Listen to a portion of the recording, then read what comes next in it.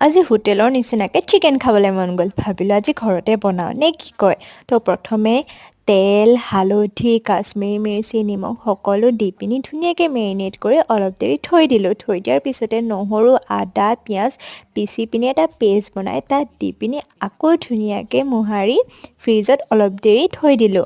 এইফালে আকৌ কেৰাহী গৰম হ'ল। এইফালে মই প্ৰথমে আলু ফ্ৰাই কৰি লৈছিলোঁ, দেখাবলৈহে নহ'লে।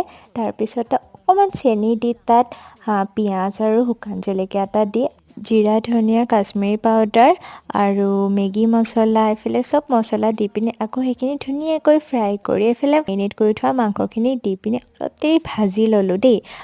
1 মিনিটৰ ভিডিঅ'তনো কিমানখিনি দেখাম আৰু ন। আৰু আপোনালোকক কৈ দিছোঁ গেছটো একদম ল' ফ্লেমত ৰাখিব দেই, নহ'লে পুৰি যাব। মই যিমানখিনি পাৰোঁ আপোনালোকৰ মাজত দেখাবলৈ ট্ৰাই কৰিলোঁ। তো এইফালে মোৰ মাংসও ৰেডি হৈ গ'ল। তো আজিলৈ বাই বাই।